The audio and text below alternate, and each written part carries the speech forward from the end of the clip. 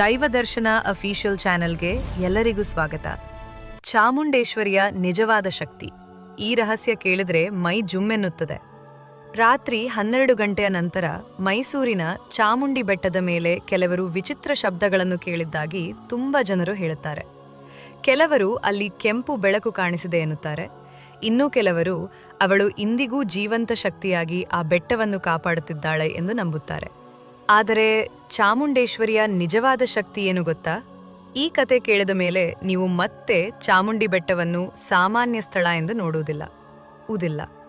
Chamundeshwari temple ಕರ್ನಾಟಕದ ಅತ್ಯಂತ ಶಕ್ತಿಶಾಲಿ ದೇವಾಲಯಗಳಲ್ಲಿ ಒಂದು. ಮೈಸೂರು ನಗರದಿಂದ ಎತ್ತರವಾಗಿ ಕಾಣುವ ಚಾಮುಂಡಿ ಬೆಟ್ಟ, ಅಲ್ಲಿ ನೆಲೆಸಿರುವ ತಾಯಿ ಚಾಮುಂಡೇಶ್ವರಿ ಸಾಮಾನ್ಯ ದೇವಿಯಲ್ಲ ಎಂದು ಲಕ್ಷ ಜನರು ನಂಬುತ್ತಾರೆ. ಶತಮಾನಗಳಿಂದ ಈ ದೇವಿಯ ಬಗ್ಗೆ ಅನೇಕ ರಹಸ್ಯ ಕಥೆಗಳು ಹರಿದಾಡುತ್ತಿವೆ. ಕೆಲವು ಕಥೆಗಳು ಭಕ್ತಿಯಿಂದ ತುಂಬಿದ್ದರೆ ಕೆಲವು ಕಥೆಗಳು ನಿಜವಾಗಿಯೂ ಭಯ ಹುಟ್ಟಿಸುವಂತಿವೆ. ಮಹಿಷಾಸುರನ ಅಂತ್ಯ. ದೇವಿಯ ಉಗ್ರ ರೂಪ. ಬಹಳ ವರ್ಷಗಳ ಹಿಂದೆ ಮಹಿಷಾಸುರರ ಎಂಬ ರಾಕ್ಷಸನಿದ್ದನು.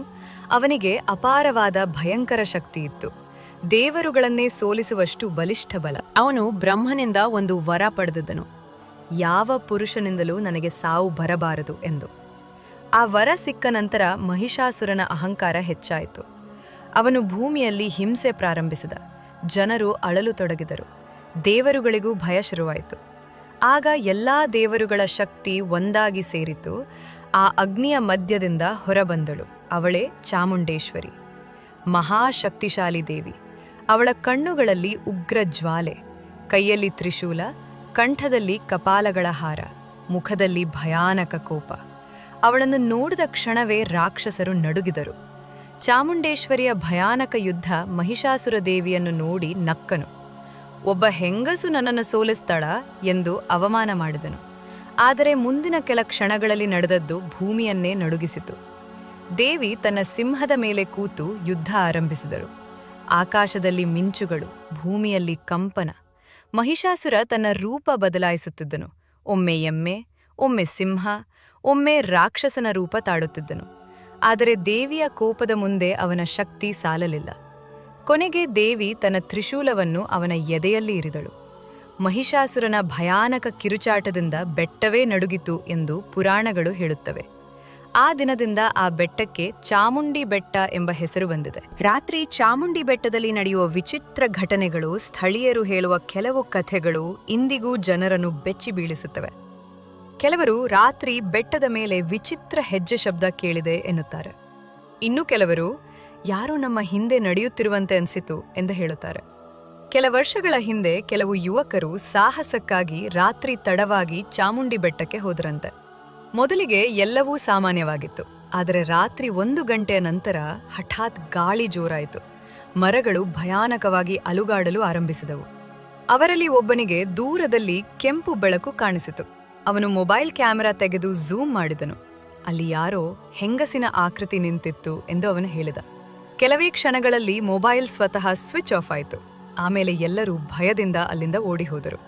ಈ ಘಟನೆ ನಿಜವೇ ಅಥವಾ ಕೇವಲ ಕಲ್ಪನೆ? ಯಾರಿಗೂ ಗೊತ್ತಿಲ್ಲ. ನನ್ನ ಪ್ರಕಾರ ಇದು ಸತ್ಯ. ಆದರೆ ಇಂದಿಗೂ ಆ ಯುವಕರು ರಾತ್ರಿ ಚಾಮುಂಡಿ ಬೆಟ್ಟಕ್ಕೆ ಹೋಗುವುದಿಲ್ಲ ಎಂದು ಹೇಳುತ್ತಾರೆ. ದೇವಾಲಯದ ಒಳಗೆ ಅಡಗಿರುವ ರಹಸ್ಯ. ಚಾಮುಂಡೇಶ್ವರಿ ಟೆಂಪಲ್ ಒಳಗೆ ಪ್ರವೇಶಿಸಿದಾಗ ಹಲವರಿಗೆ ವಿಚಿತ್ರ ಅನುಭವ ಆಗುತ್ತದೆ. ಕೆಲವರು ಹೇಳುತ್ತಾರೆ, ಒಳಗೆ ಹೋದ ಕ್ಷಣದಿಂದಲೇ ದೇಹದಲ್ಲಿ ವಿಚಿತ್ರ ಕಂಪನ ಶುರುವಾಗುತ್ತದೆ. ಕೆಲವರಿಗೆ ಕಣ್ಣೀರು ಬರುತ್ತದೆ, ಕೆಲವರಿಗೆ ಅಸಾಧಾರಣ ಶಾಂತಿ ಸಿಗುತ್ತದೆ. ಭಕ್ತರು ನಂಬುವ ಪ್ರಕಾರ ಅದು ದೇವಿಯ ಶಕ್ತಿ.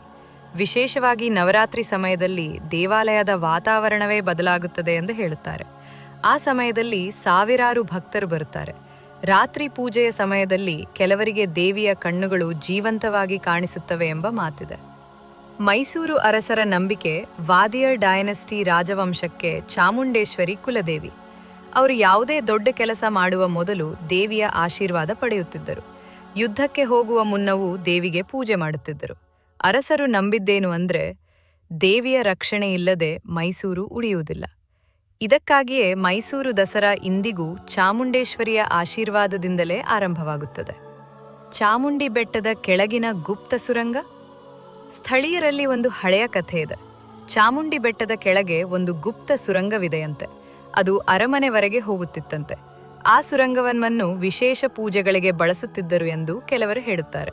ಆದರೆ ಇಂದಿಗೂ ಆ ಸುರಂಗವನ್ನು ಯಾರೂ ಸಂಪೂರ್ಣವಾಗಿ ಕಂಡಿಲ್ಲ.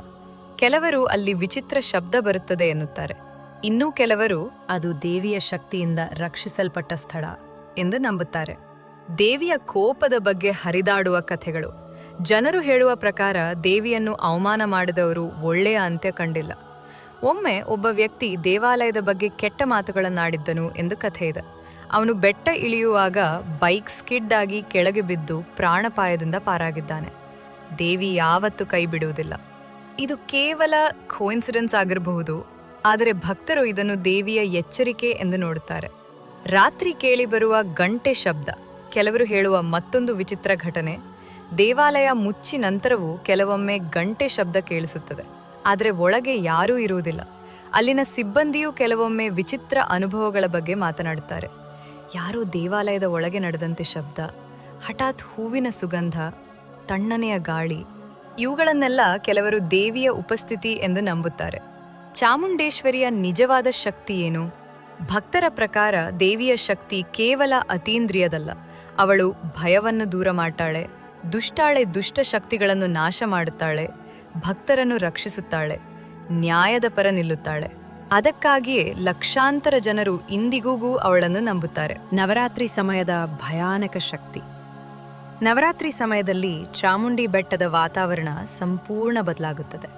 ದೀಪಗಳ ಬೆಳಕು, ಮಂತ್ರಗಳ ಧ್ವನಿ, ಡೋಲುಗಳ ಶಬ್ದ. ಆ ಸಮಯದಲ್ಲಿ ಕೆಲ ಭಕ್ತರು ವಿಚಿತ್ರ ಅನುಭವಗಳನ್ನು ಹಂಚಿಕೊಂಡಿದ್ದಾರೆ. ಒಬ್ಬ ಮಹಿಳೆ ಹೇಳಿದ್ದಳು, ದೇವಿಯನ್ನು ನೋಡುತ್ತಿದ್ದಾಗ ನನ್ನ ಹಿಂದೆ ಯಾರೋ ನಿಂತಂತೆ ಅನುಭವ ಆಯಿತು. ಹಿಂದೆ ತಿರುಗಿ ನೋಡಿದಾಗ ಅಲ್ಲಿ ಯಾರೂ ಇರಲಿಲ್ಲ, ಆದರೆ ಆಕೆಗೆ ತೀವ್ರವಾಗಿ ಹೂವಿನ ಸುಗಂಧ ಬರುತ್ತಿತ್ತಂತೆ. ಇಂದಿಗೂ ಜೀವಂತವಾಗಿರುವ ಶಕ್ತಿ. ಕೆಲವರು ಚಾಮುಂಡೇಶ್ವರಿ ಕೇವಲ ಮೂರ್ತಿಯಲ್ಲ ಎಂದು ನಂಬುತ್ತಾರೆ. ಅವಳು ಒಂದು ಜೀವಂತ ಶಕ್ತಿ, ಮೈಸೂರು ನಗರವನ್ನು ಕಾಪಾಡುತ್ತಿರುವ ದೇವಿ. ಆದ್ದರಿಂದಲೇ ಮೈಸೂರಿನಲ್ಲಿ ದೊಡ್ಡ ಅಪಾಯ ಬಂದಾಗ ಜನ ಮೊದಲು ದೇವಿಯನ್ನೇ ನೆನಪಿಸಿಕೊಳ್ಳುತ್ತಾರೆ. ಕೊನೆಯ ರಹಸ್ಯ. ಚಾಮುಂಡಿ ಬೆಟ್ಟಕ್ಕೆ ಮೊದಲ ಬಾರಿ ಹೋದವರು ಒಂದು ವಿಷಯ ಹೇಳುತ್ತಾರೆ. ಆ ಬೆಟ್ಟದಲ್ಲಿ ಏನೋ ವಿಭಿನ್ನ ದಿವ್ಯ ಶಕ್ತಿ ಇದೆ. ಇಲ್ಲ ಅದು ಭಯವೇ, ಭಕ್ತಿಯೇ, ಅಥವಾ ನಿಜವಾಗಿಯೂ ದೇವಿಯ ಉಪಸ್ಥಿತಿಯೇ?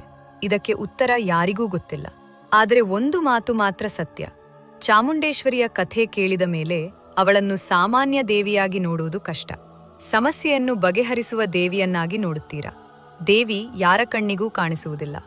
ಮೈಸೂರು ಚಾಮುಂಡಿ ಬೆಟ್ಟದಲ್ಲಿ ಇಂದಿಗೂ ಒಂದು ಅದೃಶ್ಯ ಶಕ್ತಿ ಕಾವಲು ಕಾಯುತ್ತಿದೆ ಎಂದು ಜನರು ನಂಬುತ್ತಾರೆ. ಆ ಶಕ್ತಿ ಭಕ್ತರಿಗೆ ಸದಾ ಆಶೀರ್ವಾದವನ್ನು ನೀಡುತ್ತಾಳೆ. ಕೆಲವರಿಗೆ ಏನಾದರೂ ತೊಂದರೆ ಆದರೆ ಅದು ದೇವರ ತಪ್ಪಲ್ಲ, ಪಾಪ ಕರ್ಮಗಳ ಅನುಬಂಧ. ಆದರೆ ದುಷ್ಟರಿಗೆ ಎಚ್ಚರಿಕೆ. ಕೊನೆಯ ಮಾತು.